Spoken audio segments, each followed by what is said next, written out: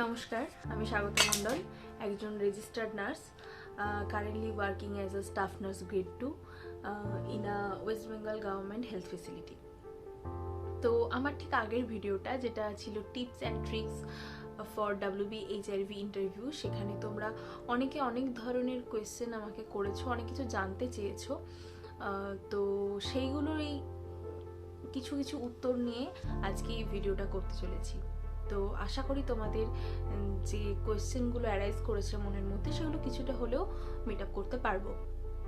তো ফার্স্টেই আসি, তোমরা অনেকে জানতে চেয়েছো যে ইন্ট্রোটা কি করে দেবো ম্যাডাম, বা ইন্ট্রোটা কি করে দেবো দিদি। ইন্ট্রোটা হচ্ছে তুমি তোমার নাম বলবে, তুমি তোমার অ্যাড্রেস বলবে, এবং তার সাথে তুমি কোন ইয়ারে পাস আউট এবং কোন ইয়ারে পাস আউট আর কোথা থেকে পাস আউট এইগুলো জাস্ট বলবে, তাহলেই হবে। এক্সট্রা কিছু বলতে যেও না ইন্ট্রোতে। আর রইলো যে তুমি ইংরেজিতে বলবে না বাংলাতে বলবে। দেখো, এটা সম্পূর্ণ আমার মত যে যেহেতু আমরা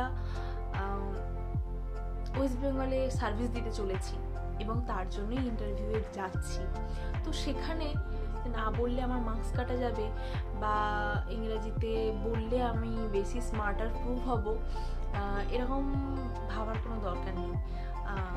তুমি যেটাতে কমফোর্টেবল তুমি সেটা বলবে। তুমি যদি ইংরেজিতে বলতে কমফোর্টেবল তুমি অবশ্যই ইংরেজিতে বলবে, বা তুমি যদি বাংলাতেও বলতে কমফোর্টেবল ফিল করো তাহলে বাংলাতেই বলবে। মোট কথা যেটাই বলবে উইথ কনফিডেন্স বলবে, যাতে তুমি যে অ্যাপ্রোপ্রিয়েট ফর দিস পোস্ট এইটুকু তুমি ক্লিয়ার করতে পারো প্রথমেই। ওই যে আগের দিন একটা কথা বলেছিলাম যে first impression is the last impression, সেরকমই ব্যাপারটা। বেশি লেন্দি করো না ইন্ট্রোটা, যেটুকু বলার নাম, ঠিকানা, কোন কলেজ থেকে কোন ইয়ারে পাস আউট বা কোন স্কুল অফ নার্সিং থেকে কোন ইয়ারে পাস আউট, ব্যাস এইটুকু। এবার তোমরা ভাবছো যে আমরা কি ইন্ট্রোতেই কোথায় কি কাজ করেছি বিগত 2 বছর 3 বছর ধরে এটা সমস্ত কিছু বলবো? আমি বলবো না, ওনারা নিজেরাই তোমাকে জিজ্ঞাসা করে নেবে। যখনই শুনবে যে তুমি 2022-এ পাস আউট বা 2023-এ পাস আউট, তোমাকে ওনারা নিজেরাই জিজ্ঞাসা করে নেবে যে এই 2 বছর তাহলে কি করেছো, এই 3 বছর তাহলে কি করেছো তুমি। তখন তুমি বলবে, এক্সট্রা বেশি কথা বলবে না, যতটুকু জিজ্ঞাসা করবে ঠিক ততটুকুই বলবে। কারণ আগের দিনের ভিডিওতেও আমি বলেছিলাম যে এটা আমাদেরকে মাথায় রাখতে হবে, আমরা ইন্টারভিউ দিতে যাচ্ছি যখন, আমি কি বলছি তার উপরে ওনাদের কোয়েশ্চেন ডিপেন্ড করছে অনেকটা। আমি যেটা বলবো সেটা আমাকে খুব কনসিয়াস মাইন্ডে বলতে হবে, যে আমি যেটা বলবো সেটা থেকে যেন আমাকে না আবার ঘুরিয়ে কোয়েশ্চেন করতে শুরু করে দেন। তো সেরকমই তোমাকে পরে জিজ্ঞাসা করা হবে তোমার এক্সপিরিয়েন্স নিয়ে। এবার আসি ফ্রেশার্সদের কথা। ফ্রেশার্সরা অনেকে কোয়েশ্চেন করেছো, তো ইন্ট্রোটা তো মোরলেস সবার সেমই হবে, মানে এখানে তো এক্সপিরিয়েন্সের কথা বলতেই হচ্ছে না। তো ফ্রেশার্সদের যে কোয়েশ্চেনটা ছিল যে এক্সপিরিয়েন্সটা তোমরা কি বলবে, তোমরা যেটা অরিজিনাল সেটাই বলবে, যেটা রিয়েলিটি সেটাই বলবে। তোমরা এটাই বলবে যে বিগত 2 বছর ধরে যেহেতু কোনো রিক্রুটমেন্ট নেই, তাই জন্য আমরা নার্সিংয়ের বিভিন্ন রকম যে কম্পিটিটিভ এক্সাম সেগুলোর জন্য প্রিপারেশন নিচ্ছিলাম। এটা আমার মনে হয় যে এটা বলাই বেস্ট।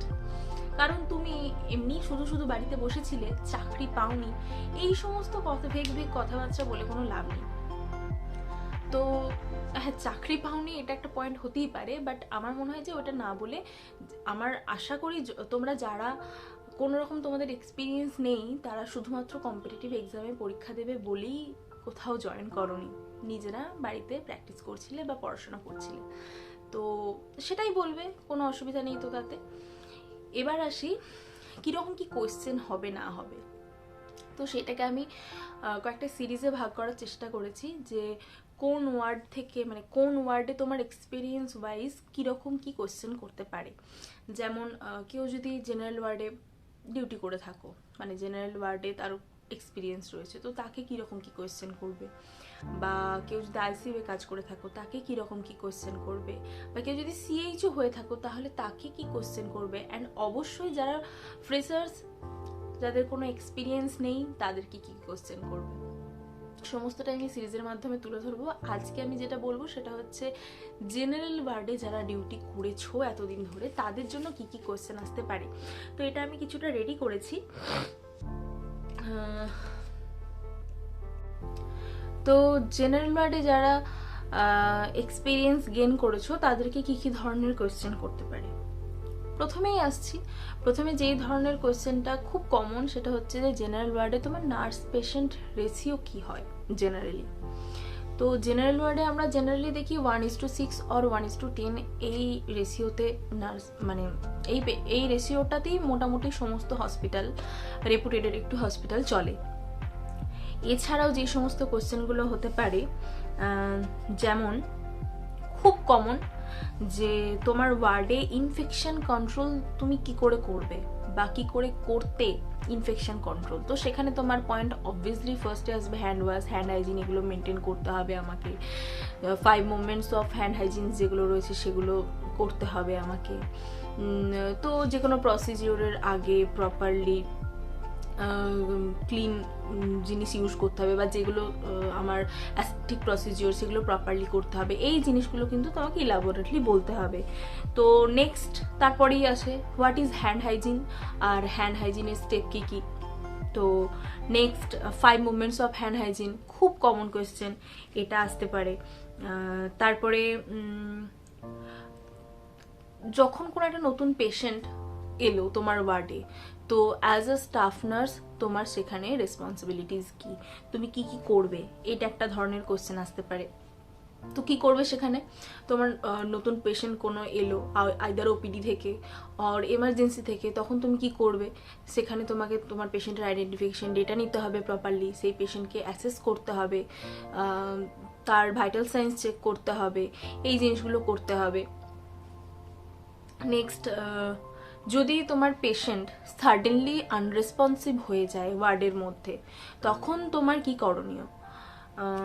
এইটা খুব কমন কোয়েশ্চেন, এটা আসতেই পারে। এই যে সিচুয়েশনাল কোয়েশ্চেনগুলো, যে তুমি কোনো একটা অন্য পেশেন্টকে, তোমার অ্যালোকেটেড পেশেন্টকে তুমি কেয়ার দিচ্ছ কিছু, তুমি সাডেনলি তোমার পাশের বেডে পেশেন্ট কোনো রেসপন্স করছে না, বা তোমাকে আরেকজন পেশেন্ট বলছে যে ও কোনো হঠাৎ রেসপন্স করছে না, এরকম আসতেই পারে কোয়েশ্চেন। বা সাডেনলি কেউ একজন বাথরুম থেকে বেরোলো কোনো পেশেন্ট, তো তিনি হঠাৎ ফ্লোরে পড়ে গেলেন, তারপরে আর কোনো রকম রেসপন্স করছে না। তো তোমার সেক্ষেত্রে তোমার করণীয় কী হবে অ্যাজ এ স্টাফ নার্স, যেখানে তোমার ধরো এমনও বলতে পারে যেখানে তোমার ইনচার্জ প্রেজেন্ট নেই বা কোনো সিনিয়র প্রেজেন্ট নেই, তখন তুমি কি করবে, তুমি একা রয়েছো ওয়ার্ডের মধ্যে সাডেনলি।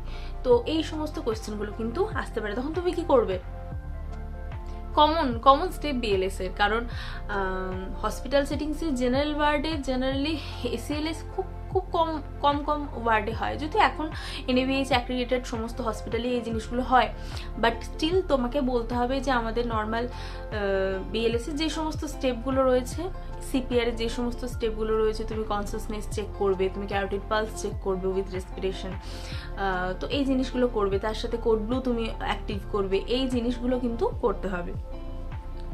তো নেক্সট আসতে পারে বেড সোর ম্যানেজমেন্ট, কি কোনো পেশেন্ট, একজন বেড রিডেন পেশেন্ট তোমার ওয়ার্ডে আছে, তুমি তার বেড সোর প্রিভেন্ট করার জন্য কি কি মেজারমেন্ট নেবে। তো কি করতে হয় আমাদের, 2 আওয়ারলি তার পজিশন চেঞ্জ করতে হয়, তাকে প্রপারলি 8 আওয়ারলি অর টিডিএস ভাবে বা পার শিফটে যে ব্যাক কেয়ার দিতে হয় সেটা, এই জিনিসগুলো ওয়েট বেড সিটে বা বেড লিনেনে যেন তিনি না অনেকক্ষণ ধরে থাকেন, এই জিনিসগুলো দেখতে হয়। এই জিনিসগুলো মানে বেড সোর প্রিভেনশনের যে সমস্ত পয়েন্টগুলো তোমরা পড়েছো সেগুলোই কিন্তু তোমাকে বলতে হবে সেখানে। Next, importance of intake output chart, যে আমরা ইনটেক আউটপুট চার্ট কেন করি যে কোনো ওয়ার্ডে, এটা তো যে কোনো ওয়ার্ডে করা হয়। তো ইনটেক আউটপুট চার্টের ইম্পর্টেন্সটা কি, কেন আমরা ইনটেক আউটপুট চার্ট করি, এই সমস্ত কোয়েশ্চেন আসতে পারে। নেক্সট কোয়েশ্চেন আসতে পারে যে তোমার ওয়ার্ডে তোমার পেশেন্ট সেফটির জন্য তুমি কি কি করো, মানে তোমাকে সাইড রেলস বলতে হবে, বা আরও যে সমস্ত আমরা সেফটির জন্য ইউজ করি, অনেক সময় সিডেশন দিই, বা অনেক সময় বক্সার গ্লাভ ইউজ করি, তো এই জিনিসগুলো আমাদেরকে বলতে হবে। নেক্সট,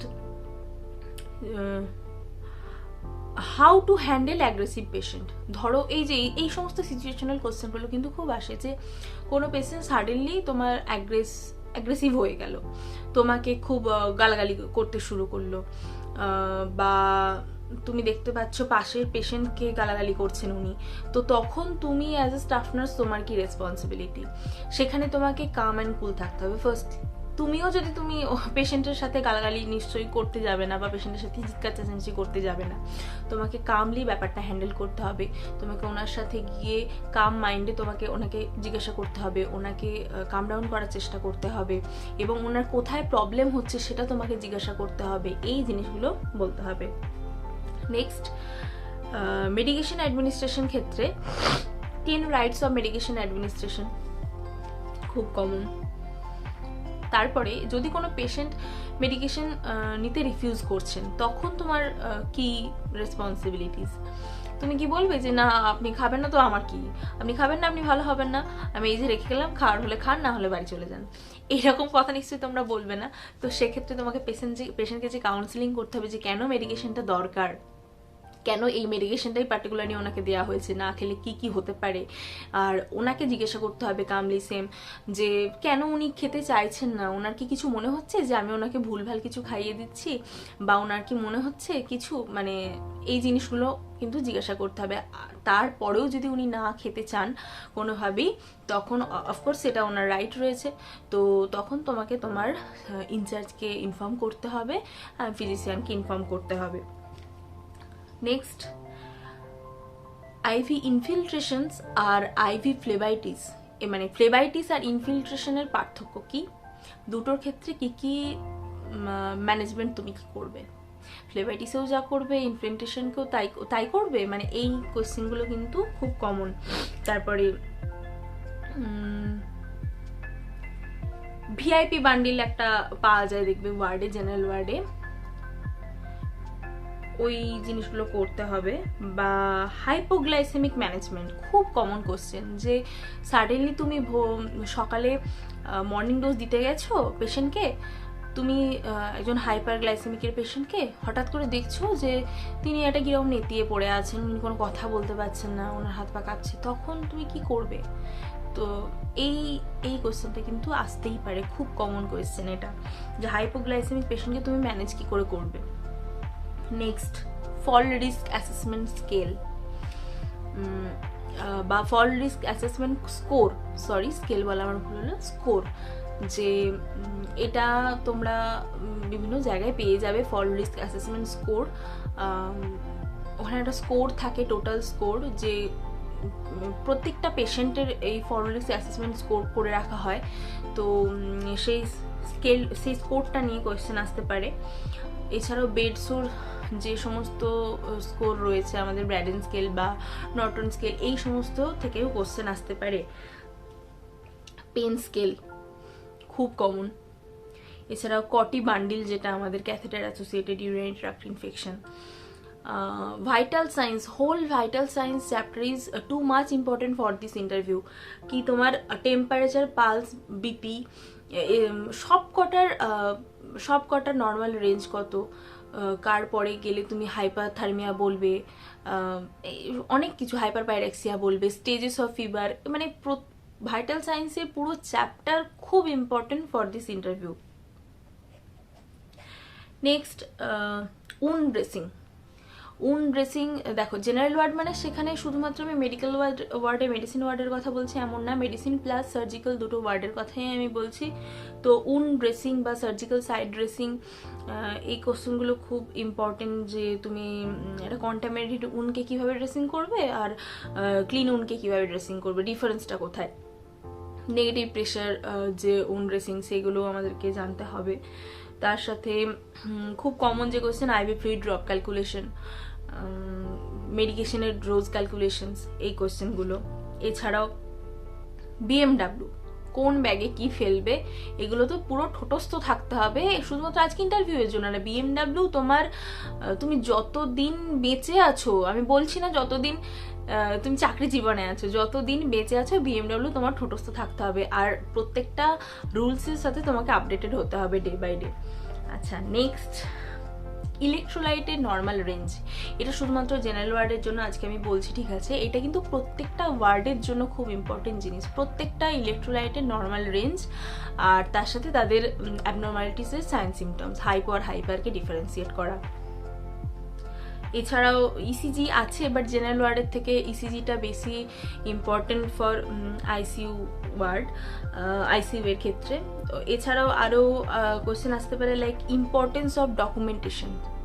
তুমি যে এত স্কোর করছো, এত স্কেল করছো, এত এত কি বলবো বাঞ্চ প্রত্যেক দিন লিখছো, ইনটেক আউটপুট চার্ট করছো, এই খাতা সেই খাতা ফিল আপ করছো, যারা প্রাইভেটে জব করেছো আই হোপ তারা জানো যে প্রত্যেকটা পেশেন্টের ফাইল কতটা ঠিক মোটা হয় যতদিন তারা অ্যাডমিটেড থাকেন, মানে ডে বাই ডে বাড়তেই থাকে। তো এই জিনিসগুলোর ইম্পর্টেন্স কি, তো এই ডকুমেন্টেশনের ইম্পর্টেন্স, এই জিনিসগুলো এই মোরালেস এই সমস্ত কোয়েশ্চেনগুলোই আসতে পারে। এছাড়াও যদি আমি কিছু মিস করে যাই তোমরা আমাকে কমেন্টে লিখবে যে দিদি এটা মিস করে গেছেন।